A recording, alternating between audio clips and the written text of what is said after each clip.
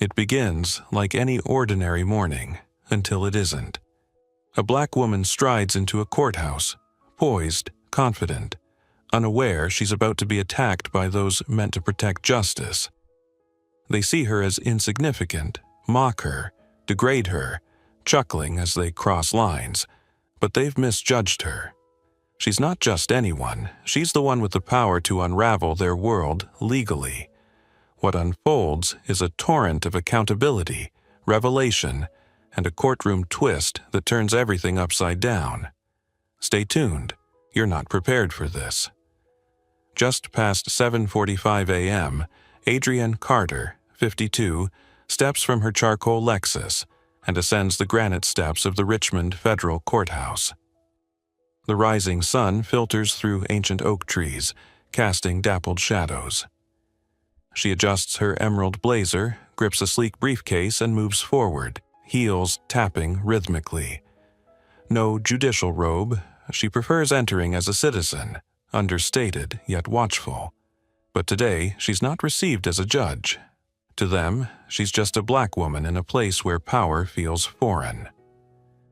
At the security checkpoint, the mood shifts as Adrienne approaches. Deputy Carl Benton, 47, a bailiff with a reputation for inflexibility, squints as she nears the metal detectors. He doesn't know her and doesn't care to. Stepping forward, arms crossed, he raises a hand. "Ma'am, step aside," he barks, voice rough. Adrienne pauses briefly. "Is there an issue, officer?" Benton ignores her, eyes scanning her from her neatly braided hair to her polished shoes. Her confidence irritates him. She seems too at ease, too authoritative. Benton doesn't respond immediately. Something about Adrienne's calm demeanor unsettles him. She looks like she belongs, and that grates against his worldview. "No ID visible. You can't just stroll into a federal building like that," he mutters. Adrienne calmly pulls her judicial badge from her blazer. It shines under the fluorescent lights, but Benton barely glances at it, pocketing it dismissively. She arches a brow. "I need that back." He steps closer, smirking. "In a hurry, darling?" The word stings like a slap. A younger guard, a woman in her 20s, fidgets by the X-ray machine, sensing the tension but staying silent. Adrienne's voice firms. "I need to reach a courtroom." Benton snaps. "You'll follow my rules." Random checks apply. Without waiting, he grips her arm, steering her down a side corridor to a stark screening room. The air is cold, sterile. A metal chair sits in the center beside a cart of scanning gear and a pair of clippers. Adrienne's pulse spikes, but her face remains composed. "I don't consent to this," Adrienne states clearly. "You have no grounds to hold me." Benton sneers. "You're acting shady. That's grounds enough." He gestures to the chair. "Sit." She stands firm. He leans in, voice low. That badge you flashed means nothing here." Two more officers enter, a man in his 30s with a buzz cut and another holding the chair's side. Adrienne's voice sharpens. "This is illegal. I want your names." No one replies. Benton grabs the clippers, his intent clear. "What are you doing?" Adrienne demands. "Standard procedure," Benton says, eyeing her braids. Could be hiding something in that mess. She tries to stand, but a firm hand shoves her back. The clippers hum to life, a menacing buzz filling the room. Before she can react, cold metal grazes her scalp. A thick braid falls, then another. Her breath catches, but she refuses to break. She sits rigid, eyes forward, as her dignity is stripped away, piece by piece. Laughter erupts from one guard. "She's looking sharper already," he jeers. Benton wipes hair from his sleeve. "Now you're presentable." Adrienne's fists tighten, knuckles whitening, but her voice remains steady. "You'll pay for this." He scoffs, leaning close. "People like you always talk big." The ordeal ends abruptly. Benton opens the door, gesturing to the hall. "Courtroom's that way," he mocks. Adrienne rises, hands steady, retrieves her badge without a word, and steps out, her resolve hardening with every step. The hallway feels oppressive, but Adrienne's steps are measured, her expression unreadable. Inside, a fire burns, not rage, but purpose. She wasn't here to observe or defend. She's the judge, about to take her bench. The clipper's hum lingers in her ears, a reminder of the violation.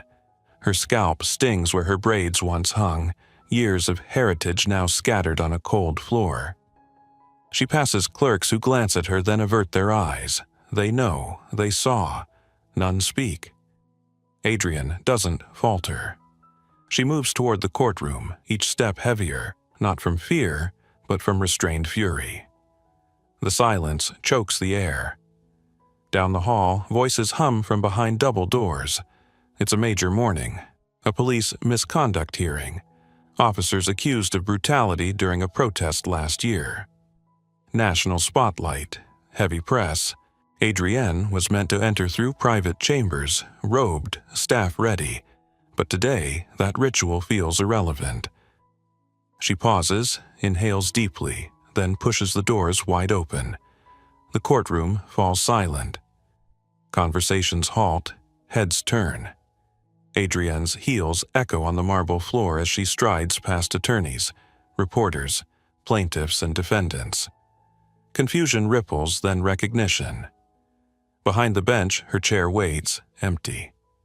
The woman they saw escorted like a suspect, scalp marred by cruelty, isn't a victim. She's the judge. Adrienne steps behind the bench, facing the room. Her presence is a quiet storm. A pen drops near the defense table. The bailiff, Benton, freezes, his face draining of color. Adrienne's gaze locks onto Benton's. His mouth opens, but no sound escapes. She doesn't flinch. Slowly, she reaches for her robe, folded over the chair's arm. No assistance, no ceremony. She slips it on, the fabric settling like armor. Turning to the clerk, she asks, "Docket ready?" Her voice is even. The clerk stammers, "Yes, Your Honor." Adrienne sits, the leather creaking softly. She faces the room. We begin with Case 8423G, United States versus Richmond Police Department. The hearing starts. Charges of excessive force, abuse of power, and civil rights violations hang heavy. Attorneys shift, some wide-eyed, others defensive. Adrienne's voice cuts through. "All parties present?" Murmurs of "Yes, Your Honor" echo. She ignores the tension, calling the first witness, an officer involved in the protest incident. He takes the stand, posture rigid. Adrienne listens, notes in hand, asking no questions yet. From the corner of her eye, she sees Benton edging toward the back, hands twitching, desperate to vanish. The officer testifies about crowd control, claiming protesters were aggressive. Adrienne's pen moves steadily, her face unreadable. She knows his type, polished, trained to deflect. After the second witness, she calls a recess. The room empties in a haze of whispers. Adrienne remains seated. When only her clerk, 2 officers, and Benton linger, she fixes her gaze on him. "Deputy Benton," she says, voice like a blade. He freezes mid-step. "Step forward." His mouth stammers, "Yes, Your Honor." The air tightens. Adrienne motions to the courtroom center. "Now." Benton shuffles forward, eyes darting. "State your name for the record." He blinks. Carl Benton." She leans forward. "How long have you served here?" 16 years, he mumbles. Her pen taps once, twice. "And in those years, how many women have you assaulted in that screening room?" His face pales. Your Honor, I didn't know." She cuts him off. "That's not what I asked." The room is deathly still, his panic palpable. "How many complaints filed against you, Deputy Benton?" Adrienne's voice is precise, unrelenting. I'm not sure, he stutters. She raises her tone, not in volume but in clarity. 14. 14 formal complaints, all buried, all dismissed. You hid behind procedure. His mouth trembles. I didn't know who you were, she snaps. That's the issue. You thought I was nobody. Just another black woman to intimidate, to strip down for amusement. Silence suffocates the room. Benton's words fail him. Adrienne rises, robe sweeping. Because of you, this courthouse, this supposed bastion of justice, is tainted. Your actions question its sanctity. And because you assaulted a federal judge in her own courthouse, you're now under criminal investigation. She turns to the officers. Escort Deputy Benton into custody, separate from general population. Charges to follow. They move swiftly, cuffs ready. Benton protests, no, wait, but it's too late. Adrienne's already done it. The courtroom feels different now, its air heavier, shifted. Benton, once a symbol of control, is led out in cuffs, badge stripped, power gone. The silence lingers, thick with the hum of ceiling fans and staff's averted glances. They've known for years, said nothing. Adrienne sits, hands clasped, robe like steel. There's no undoing this. Something's changed, not just in her, but in the room itself. Her clerk enters cautious. Your Honor, next witnesses are prepped. Adrienne nods. How long? 10 minutes. She exhales, feeling Benton the weight of the morning settle. The gallery waits, jurors, reporters, the public trickling back. Benton's presence lingers like a stain. Adrienne's scalp still stings, a reminder of the violation, but her resolve is ironclad. She glances at the empty benches, knowing the world outside is watching. The day's already shattered expectations, and it's barely noon. A creak sounds behind her. A young intern, Lisa, 22, steps in, glasses fogged from rushing. She's pale, hesitant. Adrienne nods. Everything okay, Lisa? Lisa closes the door, voice barely audible. I saw what happened with Benton this morning. Outside the screening room, I didn't know what to do. I should have spoken up. I was scared. Adrienne studies her trembling hands, then softens. Thank you for saying that. It matters. Lisa's eyes glisten. I didn't stop it. Adrienne replies, but you're speaking now. That's more than most. Lisa straightens. If you need me to testify, I will. Adrienne's hand rests briefly on hers, a quiet gesture. The courtroom doors creak, heavier now. The public returns. Adrienne stands. All rise, the clerk calls, voice steadier. The room complies, even those who'd laughed at Benton's jokes behind closed doors. Adrienne sits. Court is back in session. The atmosphere shifts, sharp, subtle. Power is no longer in question. This isn't just a hearing, it's a reckoning. The next witness, James Tillman, 42, a black father, takes the stand. His eyes are weary but resolute, hands calloused from warehouse work. Tillman testifies about his 16-year-old son, beaten during a peaceful protest by officers now at the defense table. One knelt on the boy's neck, nearly killing him. 9 months later, the teen still whispers. Tillman recounts begging for medics, being told he's faking. No discipline followed. Adrienne listens, unmoving, every word a weight. His voice breaks. I just want it to mean something. She meets his gaze, human to human. You've been heard. The room feels the cut of truth. Tillman steps down, passing the officers who nearly took his son. Adrienne calls a recess. In her chambers, she stares at her reflection. Uneven scalp, raw patches. Not a judge's face, but a survivor's. A knock, her clerk, hesitant. Your Honor, the DA's office submitted a motion. They're escalating charges against Benton, federal civil rights violations. Adrienne nods. Accepted. The door shuts. She breathes, not relief, but resolve. The day's not over. The real storm is still brewing, and she's ready. The courtroom fills again, electric with anticipation. Adrienne steps to the bench, her presence undeniable. No bailiff calls her, just her heels on hardwood, robe rustling. The room rises instinctively. She pauses, scanning the defendants, press, attorneys, and onlookers, all waiting. Would this be a moment or a movement? She taps the gavel. Court is in session. The air settles. She turns to the prosecution. Call your next witness. The room hushes, ready for what's next, the weight of history pressing close. The silence holds, thick with expectation. Adrienne's gaze sweeps the room, unflinching. The next witness, a lieutenant, will face her scrutiny.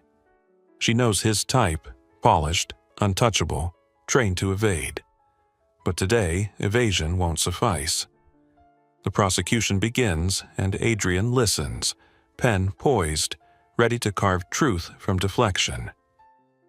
The morning's violation fuels her, not as vengeance but as clarity. This courthouse, this system, will answer, not just to her, but to everyone. It's failed. The fight is only beginning. Adrienne Monroe. Carter gazes out her chamber's window at the swelling crowd below.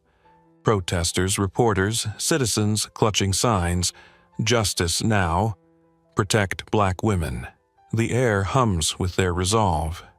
She closes her eyes, not to retreat, but to absorb the weight of truth clawing its way free after years buried under bureaucracy. A knock breaks her thoughts.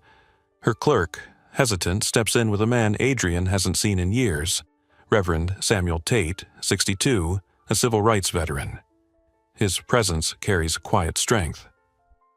"Judge Carter," he begins softly. "Reverend," Adrienne replies, standing. "I won't keep you long," Tate says. "Just know we're outside, watching, supporting what you're doing." She nods, throat tightening. He hands her a folded paper. These are names, victims of Benton, others like him. They were never heard, but they're ready to speak now. Adrienne unfolds it. Names, numbers, notes scrawled in ink. The list is long. "How many are new?" she asks. "Most," Tate replies. "Some were silenced years ago. Now they're not afraid." Adrienne's eyes linger on the list. These aren't just names. They're the ignored, the dismissed. "They were told it wasn't worth it," Tate adds. She meets his gaze. "They were wrong. It's worth it now." His faint smile carries years of shared struggle. As he leaves, Adrienne clutches the paper, its weight heavier than the gavel. The courtroom awaits, now packed, buzzing with Denise Walker's testimony. Her words about buried complaints spreading like wildfire. Reporters stream live. Onlookers peer through windows, drawn to the reckoning. Adrienne re-enters, the room rising instinctively. Not just for her title, but for what she embodies. The gavel taps once. "We're ready to proceed." The next witness, unexpected, is a U.S. Marshal, Michael Evans, 48, black, with a slight limp from a decades-old injury. He served here years ago and now returns to unburden a truth. Sworn in, he adjusts the mic. "I worked this courthouse 2005 to 2013, he says. "I saw too much, stayed quiet too long. I'm here to fix that." Evans' voice is steady. Benton wasn't just tough, he was dangerous. Started with snide remarks, over-policing black folks, then escalated by 2011. "I filed a report once. It vanished." Adrienne nods, giving him space. The prosecutor asks, "Did you follow up?" Evans sighs. "I was told Benton was necessary for handling certain people." The gallery murmurs in disgust. Adrienne's gavel silences them. Evans leans forward. I left because the silence ate at me. But Judge Carter, your strength today, it's bigger than this bench. The room holds its breath. Adrienne feels the weight of Evans' words, not as praise, but as history unfolding. She doesn't speak. Sometimes truth needs to echo. The next morning, the courthouse feels heavier, clouds pressing low over Richmond. In her chambers, Adrienne sits with a sealed folder labeled Internal Records, delivered silently by an administrator. She opens it cautiously. Inside, memos, emails, signatures. 14 complaints against Benton, all dismissed. The name signing each denial stings. Judge Leonard Hayes, 70, her former mentor, once her guide. Adrienne reads a memo from Hayes to Security, dated 6 years ago. Benton's firm keeps order with difficult groups. Let it be. Her fingers tighten, crumpling the page. This isn't just Benton. It's the system shielding him, endorsing cruelty for order. She leans back, staring at her reflection in the desk's gloss. Scarred scalp, fierce eyes. A knock, her clerk, nervous. Your Honor, the Senate Judiciary Committee requests your statement on oversight failures. Adrienne's lips twitch humorlessly. Now they care. The fight's escalating, and she's ready. There's more, the clerk adds. 3 retired judges resigned this morning, citing personal reasons. Adrienne stands, unflinching. Bring in the attorneys, all of them. We're ending this today. An hour later, the courtroom is overflowing. Reporters from CNN, The Guardian, locals, law students crammed in front rows, notebooks open. This isn't just Richmond anymore, it's global. Adrienne takes her seat, gavel sharp. Court is in session. She addresses the room. Before closing arguments, new evidence enters the record. Benton's complaints, their suppression, and who allowed it. Her clerk distributes copies of the folder. The defense attorney, flustered, tries to object. Adrienne's hand rises. Sit. Her voice is quiet but final. She faces the gallery. This court won't protect systems over people anymore. Silence isn't neutrality. Her gaze pierces the defense. Every signature here chose to ignore victims, protect predators, uphold fear disguised as order. That ends now. A hush blankets the room. A reporter's pen freezes mid-stroke. Adrienne's words aren't just a law. They're a line drawn in stone. A voice breaks the silence. Your Honor? A man in his mid-60s stands by the door, hesitant. Adrienne nods. He steps forward, clutching a cap. I'm Walter Green. In 2012, Benton arrested me here for arguing my son's case dismissal. He slammed me against a wall, cracked my ribs. Adrienne listens. Did you file a complaint? Green nods. At the front desk, they said I fell. Report vanished. He straightens. I'm here now. Adrienne's gaze softens. Thank you. The room feels heavier, truth rising. Adrienne speaks. Anyone else? A pause, then hands rise. 1, 5, 12. Men, women, young, old. Each with a story of Benton's cruelty silenced until now. Adrienne watches, unmoving, as voices long buried surface. The courtroom isn't just a room anymore. It's a crucible. She calls a recess, the gallery buzzing. Reporters type frantically. Advocates scribble notes. A woman in the back mouths, "Thank you," as Adrienne passes. In her chambers, she removes her robe, staring at it. Symbol of power, yet so fragile. The robe hangs unassuming, yet it transforms how people see her. Hours ago, without it, she was stripped, humiliated. With it, she commands. The contradiction burns in her veins. A knock, her clerk, urgent. Your Honor, someone from the DOJ wants to speak. Adrienne straightens. Send them in. A woman in a navy suit enters, composed, handing over a sealed letter. Judge Carter, I'm with Civil Rights. What happened this morning is a Title 18 violation. As a federal judge was targeted, we're acting fast. Adrienne unfolds the letter. The courthouse is under federal review. She nods. Good. Start with supervisors who buried those 14 complaints, then the judges who approved. The woman pauses. Judge Carter, the footage of this morning, it's viral. CNN, X, even senators are talking.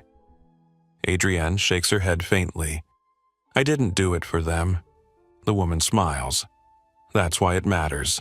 She leaves. Adrienne sinks into her chair, the next defense team's footsteps echoing outside. The fight's far from over, but she's unshaken. The courtroom hums with tension, packed beyond capacity. Word of Adrienne's stand, Benton's arrest, and the viral video has spread. Camera crews swarm outside. Civil rights lawyers fly in from New York, Miami. It's not just a case, it's history unfolding. Adrienne's clerk leans in. Defense attorneys are here requesting special counsel. Adrienne raises a brow. On what grounds? They claim the case is compromised, that you're personally biased. She exhales slowly. Of course, they'd attack her, not the facts. I'll answer on record. Adrienne steps out, the room rising. All rise, the clerk calls. She takes her place, gavel tapping. Be seated. The air shifts, taut. A defense attorney, mid-50s, polished, rises. Your Honor, we request special counsel due to recent events. Adrienne cuts in. You mean Benton's arrest and my assault? He falters. Yes, Your Honor. She leans forward. And your concern is? He clears his throat. A potential conflict, a perception of bias. The gallery stirs, murmurs rising. Adrienne's gaze is unflinching, ready to respond. You're suggesting my assault disqualifies me from my duties? Adrienne's voice is calm, cutting. The attorney shifts. I'm suggesting the appearance of impartiality. She stops him. Enough. Standing, she moves to the bench's edge. I was attacked, humiliated, not for my actions, but for who I am, a black woman who dared enter this space. And what did I do? I took my seat, followed every rule, remained composed despite your client's actions. The attorney's jaw tightens, sensing the room turn against him. Adrienne's voice sharpens. Real bias is a man using clippers to shear a woman's hair without cause, without asking her name. Real bias is 14 complaints buried by this courthouse. She leans forward, eyes locked on the attorney. You want to discuss conflict? Let's discuss judges who enabled Benton, prosecutors who ignored victims, your firm's history defending abusers. He opens his mouth, but she's unstoppable.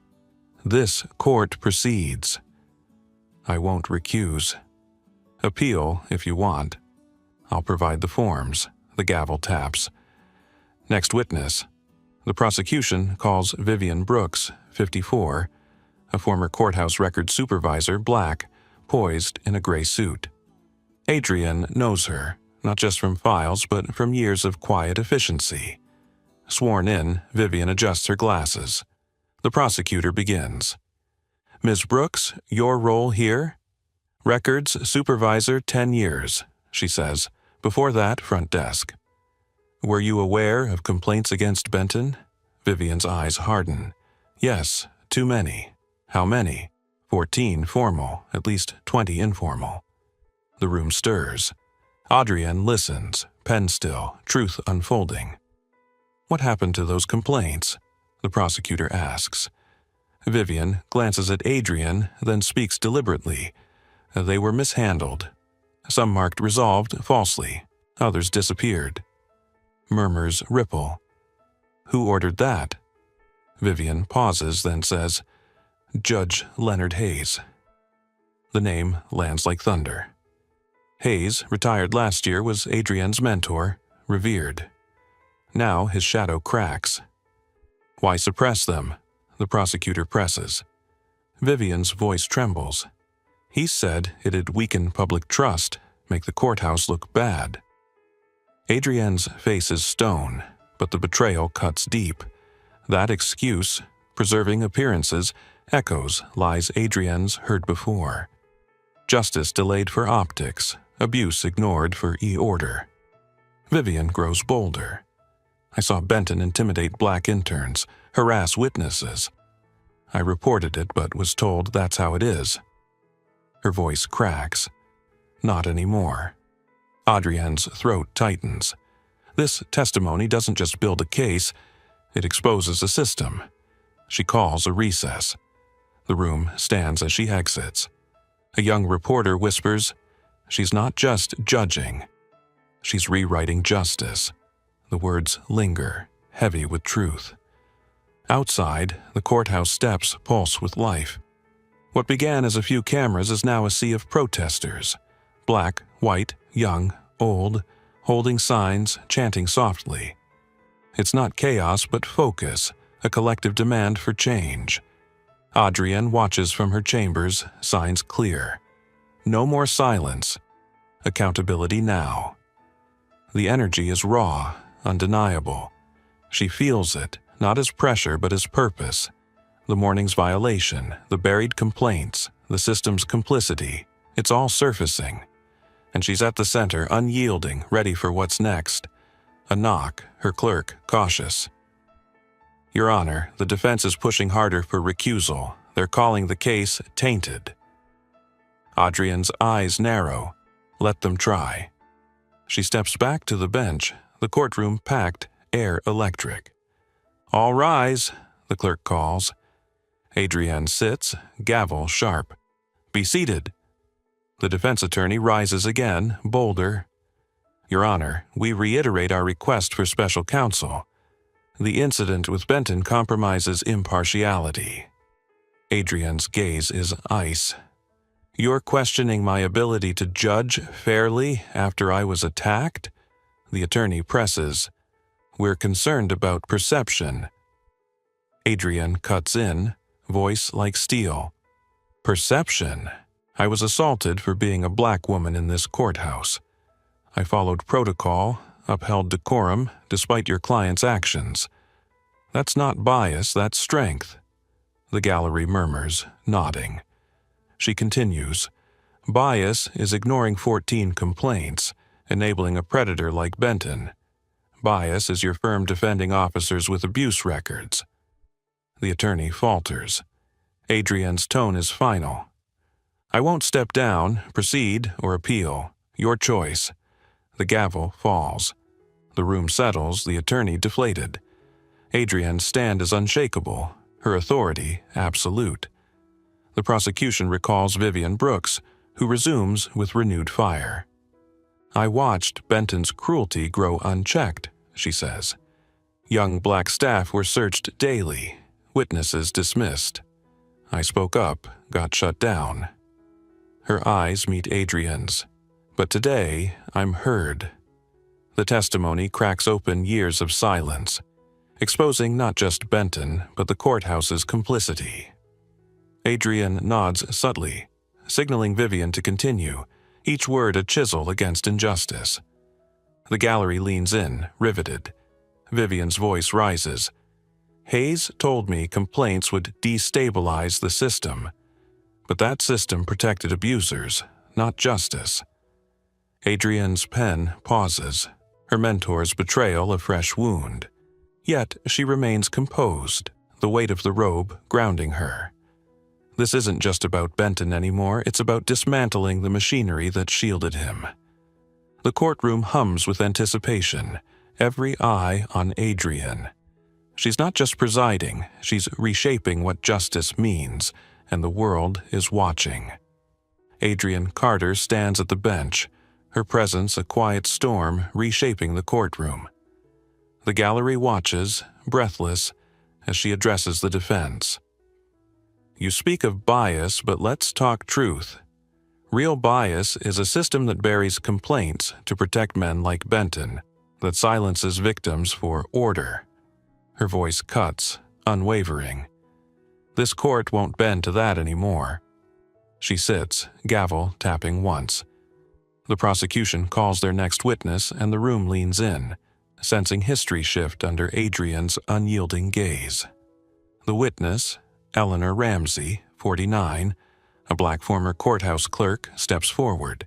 Sharp in a navy blazer, she carries years of quiet resilience. Adrian knows her, diligent, overlooked, a keeper of secrets. Sworn in, Eleanor adjusts her scarf.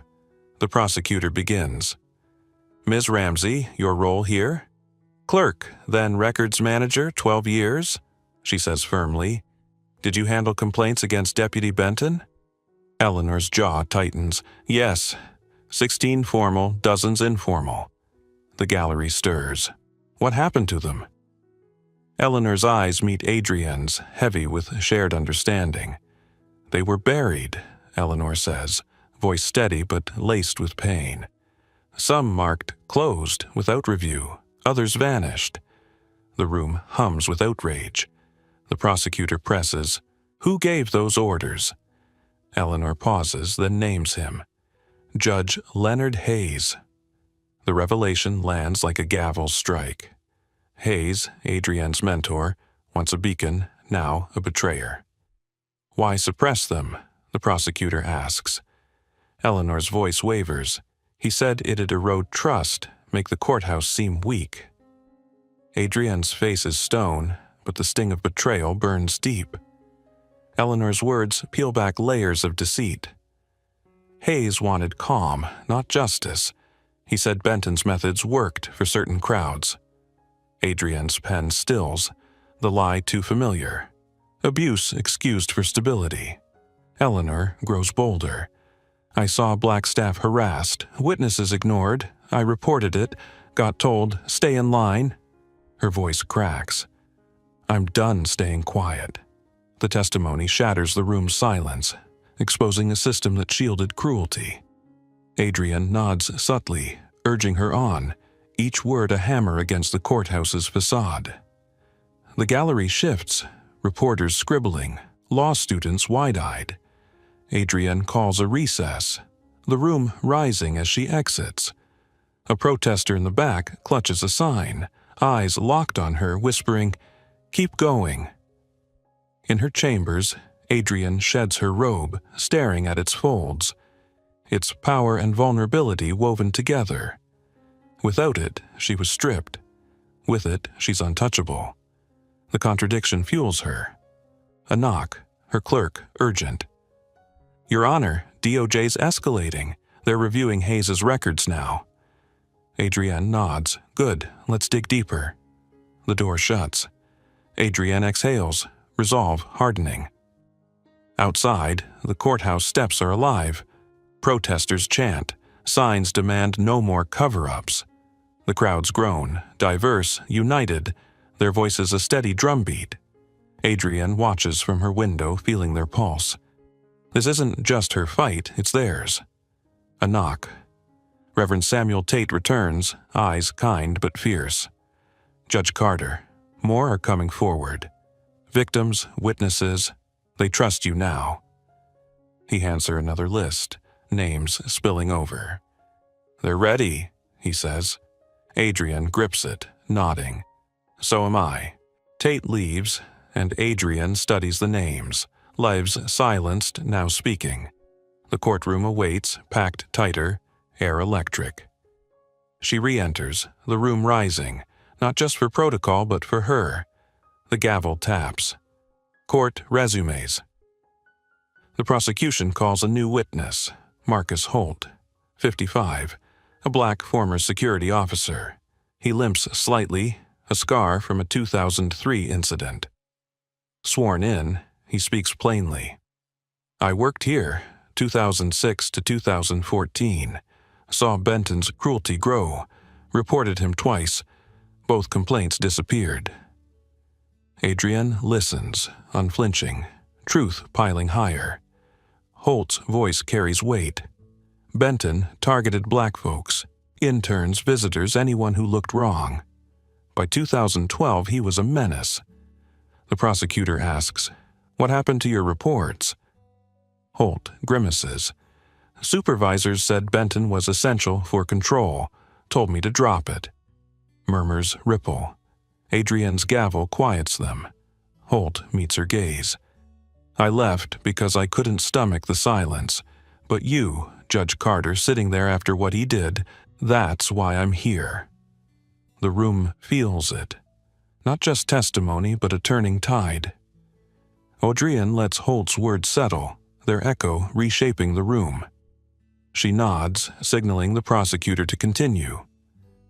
"Did anyone support your complaints?" Holt shakes his head. Number Hayes himself dismissed them, said it'd disrupt operations. The name stings again. Each mention a crack in Adrienne's trust. Holt adds, "I saw young black women searched daily, humiliated. I should have fought harder." Adrienne's voice is soft but firm. "You're fighting now."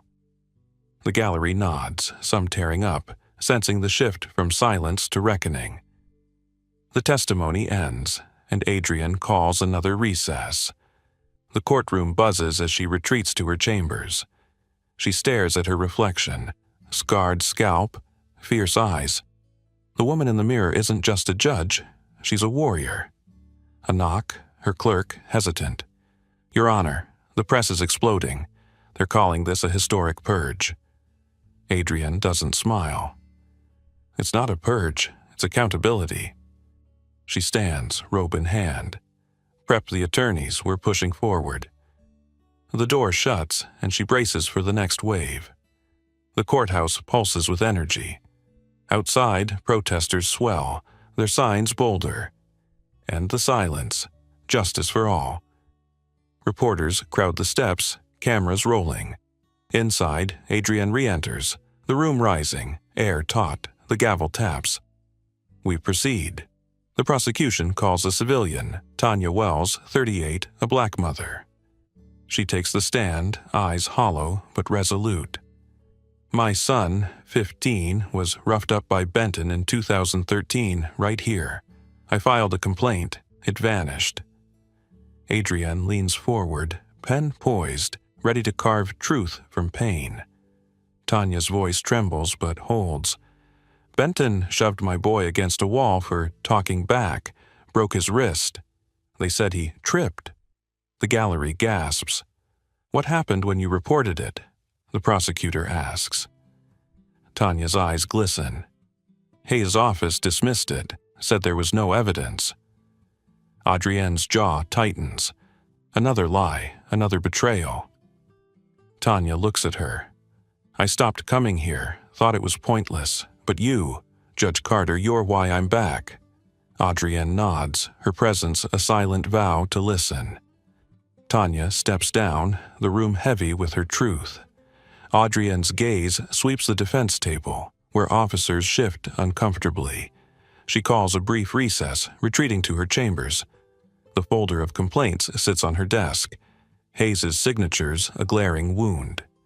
She traces one, his words echoing, "You'll change the bench, Adrienne." Now she sees the cost of his order. A knock, her clerk, urgent. "Your Honor, DOJ's found more. Hayes buried complaints beyond Benton." Adrienne's eyes harden. "Good, keep digging." She returns, the courtroom packed, air crackling. The gavel taps. Court resumes. The prosecution calls another witness, Jamal Pierce, 44, a black former janitor. He speaks softly but firmly. "Worked here, 2008 to 2015. Saw Benton harass black visitors daily. Reported him once, 2012. Got told, mind your place." The prosecutor asks, "Who dismissed it?" Pierce sighs. "Hayes' office said it'd stir trouble." Adrienne's pen pauses, the pattern clear.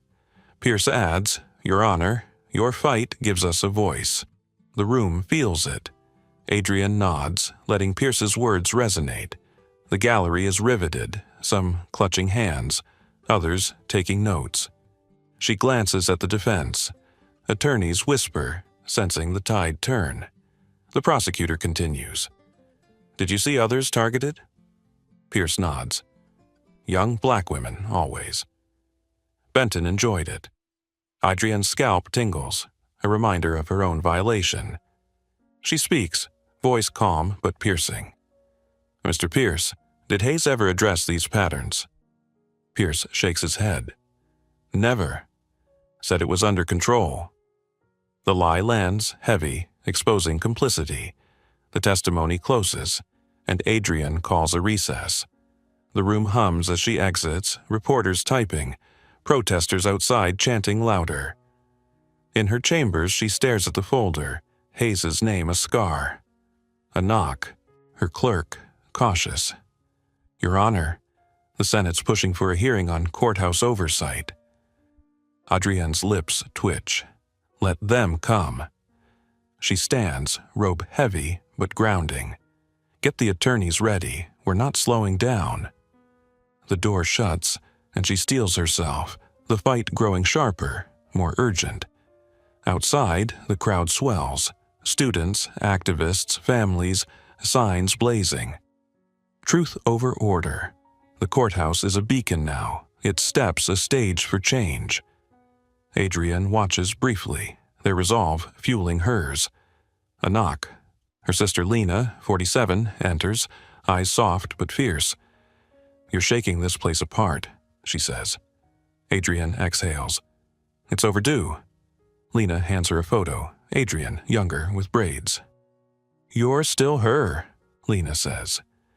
Adrienne nods, clutching it. The courtroom calls and she's ready to answer, unbowed. Adrienne re-enters, the room rising, air electric. The gavel taps. We proceed. The prosecution calls a retired marshal, Clara Dixon, 60, black, voice steady. I served here, 2002 to 2016, she says. Benton's cruelty was open. Black women, kids targeted constantly. I reported him 2010. Hayes buried it. Adrienne listens, unflinching. Why no follow-up? The prosecutor asks. Clara's eyes harden. Hayes said it'd complicate things. Said Benton was effective. The gallery murmurs, outraged. Adrienne's gavel quiets them, her resolve deepening. Clara continues. I saw black interns searched daily, mocked. I quit because I couldn't watch anymore. She looks at Adrienne. Your Honor, you're why I'm speaking now. The words hit, not as praise, but as responsibility. Adrienne nods, voice firm. Thank you, Ms. Dixon. The testimony piles onto Hayes's betrayal, each word a brick in the case against the system.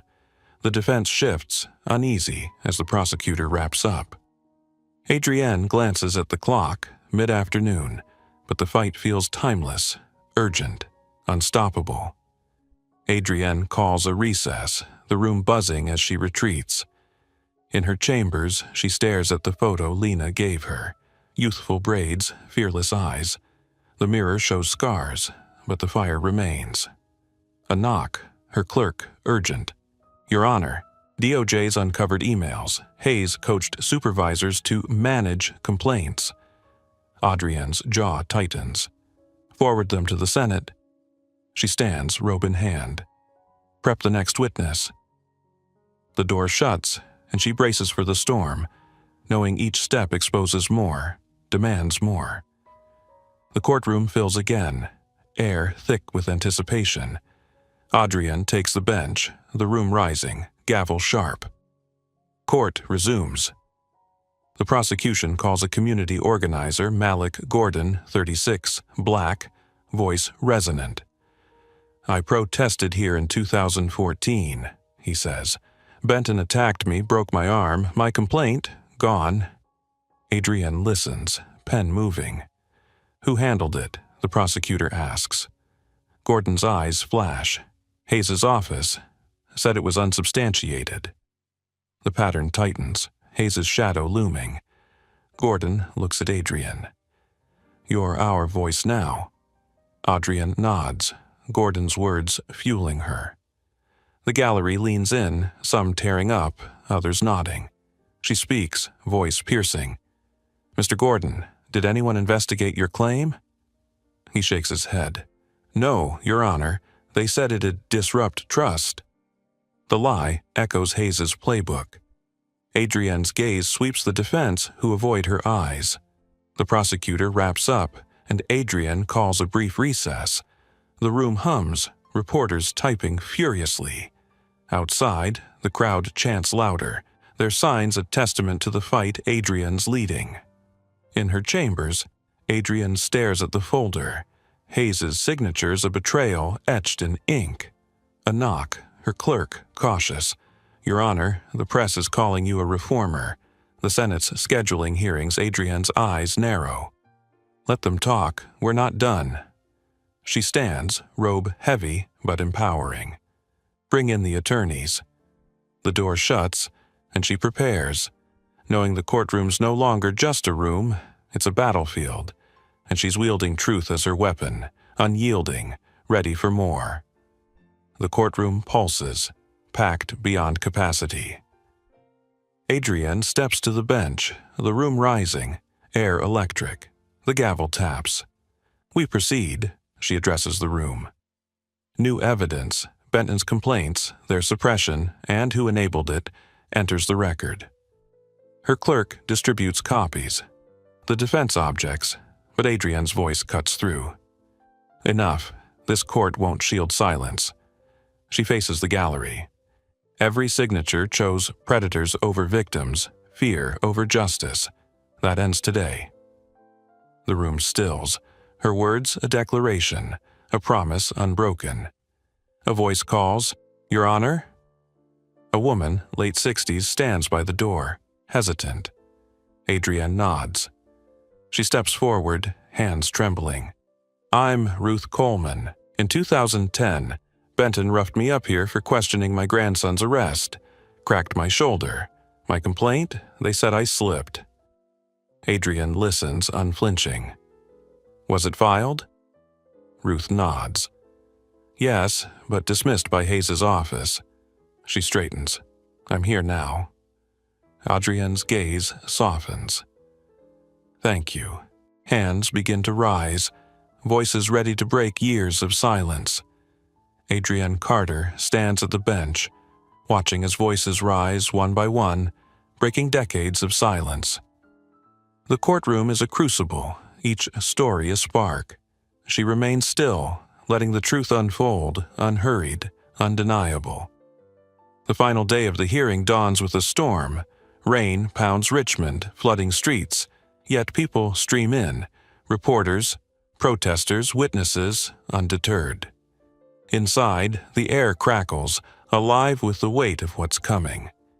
Adrienne pauses at the bench, feeling the shift. Not justice yet, but history in motion. Adrienne removes her robe, folding it carefully, laying it across the chair. She stands exposed, not as a judge, but as a woman, scarred yet unbowed. "I've worn this robe for years," she begins, voice steady. "Upheld rulings, followed rules, but I've also stayed silent too long. Today, that ends." The gallery leans in, breathless. This court finds Deputy Carl Benton guilty of abuse of power, civil rights violations, and misconduct. She steps forward, robeless, her presence raw, commanding, a reckoning in human form. Adrienne's voice rises, clear, cutting. But it doesn't stop with Benton. This court demands review of every complaint filed against him and investigation into those who buried them. She nods to the court reporter. "Record that." Silence grips the room, heavy, reverent. She lifts a folder from the desk, unopened until now. "This is the Carter Mandate," she declares, "effective immediately for all courthouse staff." The gallery stirs, heads lifting at her name. It requires anti-bias training, screenings, and zero tolerance for discrimination. She holds the folder aloft. "I'll take this to the circuit, the judiciary, the Senate if needed. What happened to me shouldn't happen to anyone, and I'll ensure it doesn't." The room pulses, nods, quiet tears, hands clasped. Adrienne continues, "This isn't revenge, it's accountability, staring down a broken system and saying, 'No more.'" She eyes the defense, those who shielded Benton. "You're on notice." The gallery hums, the weight of her words sinking in, a promise etched in the courthouse's bones. Adrienne taps the folder. "I'm sending recommendations for disbarment and charges to the DOJ for every official who hid the truth." The room freezes, a pen scratching faintly. She glances at the arched window. Rain rages, but sunlight breaks through, spilling across the marble. She nods, accepting the moment. "One final matter," she says, turning to the side door. Officers open it. Carl Benton enters, cuffed, no uniform, face hollow. He stands beside his defender, eyes down, the man he was gone. Adrienne faces Benton, not with vengeance, but with resolve. "Mr. Benton, this court sentences you to the maximum. 7 years for abuse of power, 6 for civil rights violations, 1 for obstruction." She pauses, letting it land.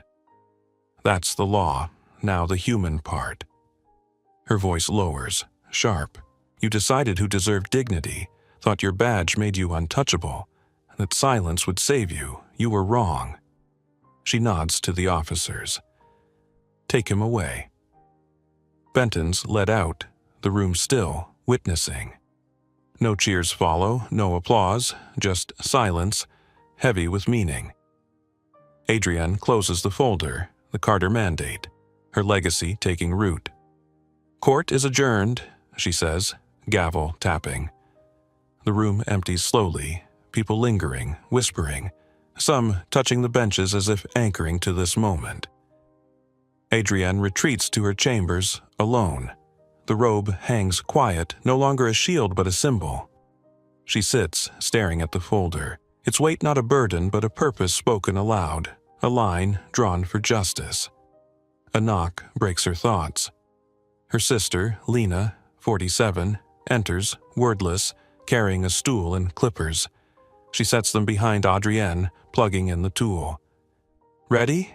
Lena asks, eyes soft but steady. Adrienne meets her gaze in the mirror, no fear, only clarity. "Yeah," she whispers. Lena works gently, each pass deliberate, trimming uneven patches, not in shame but as a choice, a reclaiming. Strands fall, a clean slate. Lena hands her a mirror. Adrienne looks, seeing strength, not scars. Adrienne studies her reflection, bold, bare, unapologetic. Lena grins. "You could rock this and own every room." Adrienne nods, voice soft. "This is me now." Lena corrects. "This is you, always." They share a smile, the moment grounding. That night, Adrienne leaves the courthouse. Head bare, no scarf, no shame. Under Richmond's lights, a small crowd spots her. A man, 80s, gray-haired, approaches, voice trembling. "I never thought I'd see someone like you do this." Adrienne takes his hand, grateful. Behind him, a teen girl, 17, shyly removes her cap, revealing a shaved head and nods. Adrienne nods back. A silent bond. Something passes between them. Strength, shared. Later, on her porch, Adrienne gazes at her quiet street, lights flickering. Her phone buzzes. News alerts, texts, but she lets them wait. Tonight, she breathes, hearing herself for the first time in years. The storm's passed, but its echo lingers, a reminder of what she's sparked, what's still to come. Morning comes, and Adrienne returns to the courthouse, business as usual, on paper. But the air's different. The robe stays off longer. Glances carry respect, not dismissal. In the elevator, a janitor, 50s, gives a subtle fist-to-chest salute, pride in his eyes. A young guard, 20s, offers a shy thumbs up, then blushes. Entering the courtroom for a routine case, the room rises before the clerk speaks, a first. Adrienne sits, nodding once. The law moves on, but the space feels fuller, truer. Cases pile up, disputes, motions, but justice now carries Adrian's mark. It's not just rules, it's who they serve. A headline catches her eye, taped to the break-room fridge. Judge fights back after assault, sparks reform. Below, in marker, our judge. She smiles faintly. She didn't seek to be a symbol, but standing firm became a beacon. Months pass, the courthouse shifting. Not perfect, but present, alive with voices once ignored.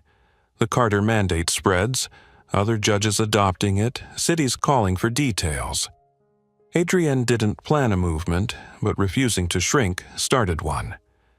One afternoon, she visits a middle school, invited to speak on courage. Expecting a small group, she finds a packed room. Kids with signs, essays, one reading, "Be like Judge Carter." She keeps it brief, letting their questions lead. How do you face hate? Did the Clippers hurt? Ever want to quit? She answers honestly. A shy boy, 13, asks, "Do you still trust the system?" Adrienne pauses, weighing her words carefully. "I don't trust what the system was," Adrienne says, "but I believe in what it can be, because of people like you asking that." The room nods, some kids tearing up. She leaves, eyes stinging, not from pain, but hope. Weeks later, the White House calls, not for a photo op, but for the Presidential Medal of Justice. Adrienne accepts, not for glory, but for who will be there.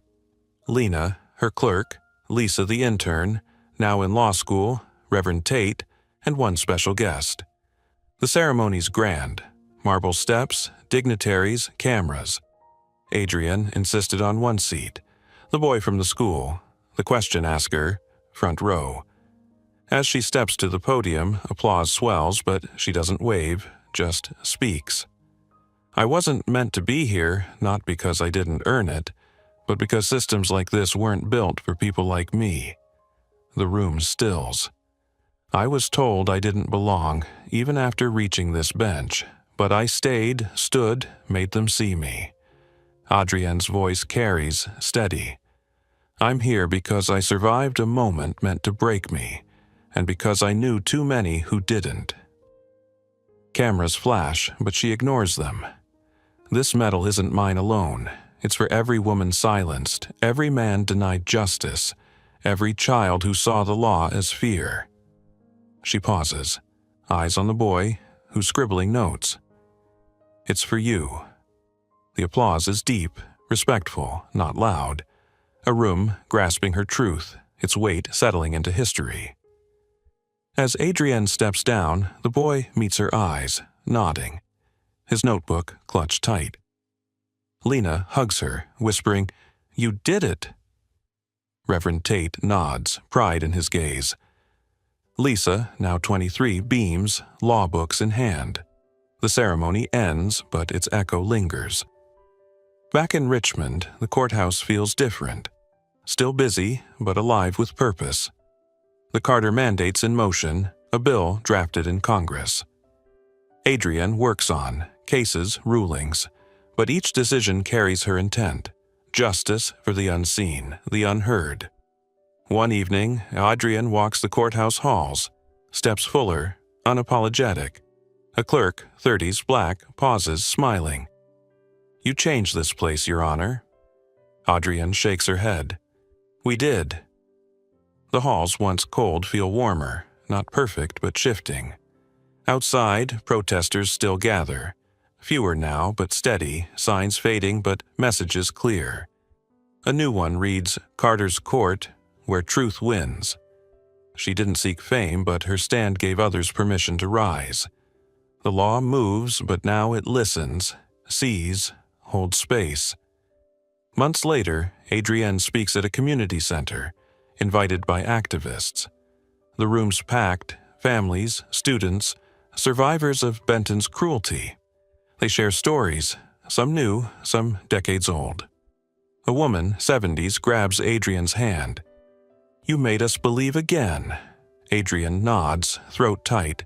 A teen boy, 16, shows her a sketch. Adrian at the bench, gavel raised. "This is you," he says. She smiles, seeing herself not as a hero, but as a woman who refused to shrink, sparking a chain reaction. Back at the courthouse, Adrian oversees a training session, the Carter Mandate in action. Bailiffs, marshals, staff sit, some reluctant, others eager, learning anti-bias protocols. She watches from the back, quiet, knowing change is slow but real. A young marshal, 25, approaches after. "I was scared to speak up before, not anymore." Adrian nods. That's the point. The session ends, and she returns to her chambers. The folder on her desk now a blueprint, not a burden, guiding the future. The mandate spreads. Other districts adopt it, judges call for advice. Adrian fields requests, but stays focused. Cases, rulings, justice. One morning, a letter arrives from the Senate, thanking her for sparking reform. She sets it aside, uninterested in praise. Her fight was never for accolades, but for those like the boy, the woman, the countless silenced. She glances at her reflection. Hair regrowing, uneven but hers. The scars remain, but so does her fire, burning brighter, fueling her to keep going. Adrienne visits another school, this time high schoolers. They've studied her case, written papers.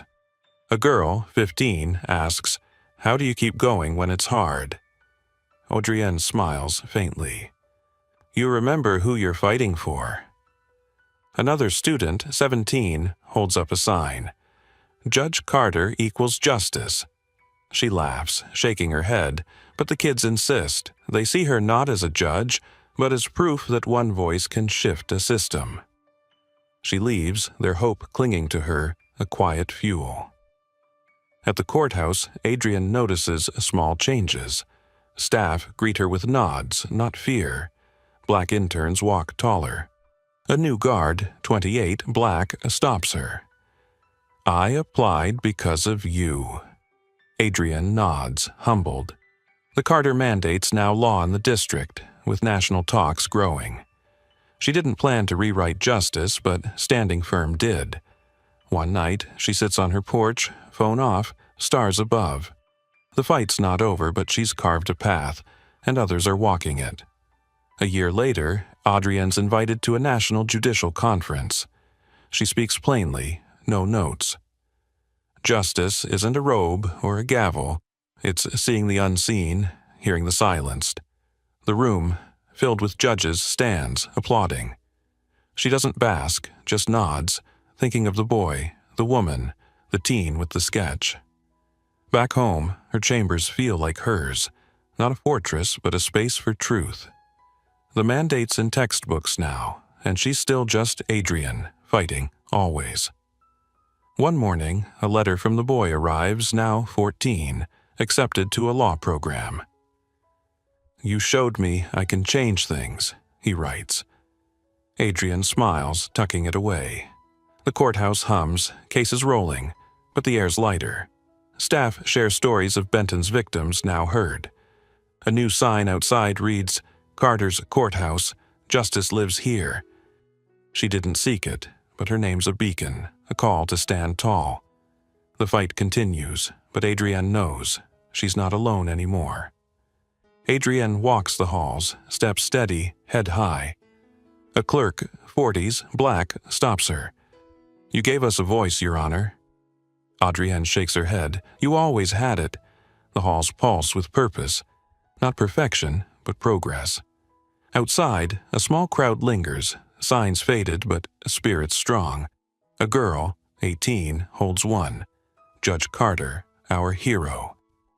Adrienne smiles, waving. She didn't set out to lead a movement, but by refusing to break, she did. The law bends now because she stood. In a state prison, Carl Benton, 47, watches a grainy TV. Adrienne Carter, the woman he tried to break, accepts the Presidential Medal of Justice.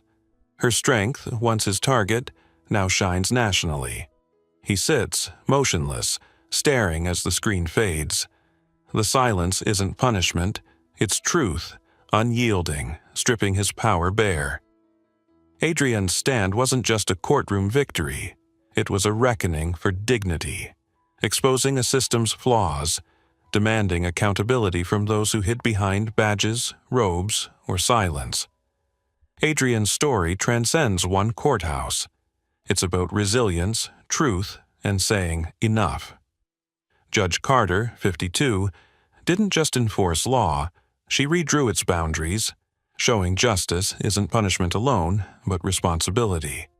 Her courage, rising after humiliation, reminds us progress is hard-won, costly, born from ordinary people doing the extraordinary. If you've faced injustice or felt powerless, her stand proves power lies not in titles, but in refusing to shrink. Her legacy, the Carter Mandate, lives, urging us to stand, speak, and reshape justice together. This story hits deep for those who've seen change stall or resistance harden. Adrian's fight shows hope isn't naive, it's built. Maybe you've known unfairness, watched a loved one suffer, or felt the system's weight. Her example says you're not powerless. Share this if it moved you, if it gave voice to your own fight. Let's keep telling stories that challenge, inspire, and demand truth. Justice doesn't end in court. It starts with us, now, united, carrying Adrian's fire forward. Adrian Carter's name now echoes beyond Richmond, a symbol of unyielding truth. Her courtroom became a mirror, forcing a system to face itself. If her story stirs you, don't let it fade. Pass it on, amplify it, let it fuel your own stand. The law bends when we demand it, when we refuse silence. Together we build justice. Not tomorrow, but today, with every voice that rises, inspired by a woman who turned pain into power. In the heart of Richmond's federal courthouse, under the weight of a 7:45 a.m. sun casting shadows across granite steps, Judge Adrian Carter, 52, faced a crucible that would echo beyond its marble walls. Her story: a black woman stripped of dignity by Deputy Carl Benton's clippers, yet rising to wield justice, teaches us two searing lessons. First, resilience is power forged in pain. When Benton's cruelty sheared Adrian's braids, leaving her scalp raw 300 feet from her bench, she didn't break. She donned her robe, took her seat, and turned humiliation into a gavel strike, sentencing Benton to 14 years and birthing the Carter Mandate. Her stand, mirrored by voices like Eleanor Ramsey's and James Tillman's, shows that strength isn't the absence of scars but the courage to stand tall despite them. Second, justice demands dismantling silence. Adrian uncovered 16 buried complaints, exposing Judge Leonard Hayes's complicity in a system that shielded predators for order. Her fight, sparked in a 12 by 12-foot screening room and carried to the Senate, reveals that true accountability rips through bureaucracy's veil, forcing institutions to face their stains. As protesters' signs waved 50 feet below her window and her presidential medal gleamed, Adrian's legacy roared. Silence is complicity, and truth is the blade that cuts it down. These lessons burn bright. Resilience turns victims into victors, and justice begins when we speak, unyielding, against the storm. If Adrian could transform a courthouse's heart, what can we, together, reshape in our own corners of this fractured world? What inspires you to stand tall against injustice, like Judge Adrian Carter did in her fight for truth? Share your thoughts below, like this video, and comment to join the conversation. Subscribe to my YouTube channel for more stories of courage and change that spark hope and empower us all.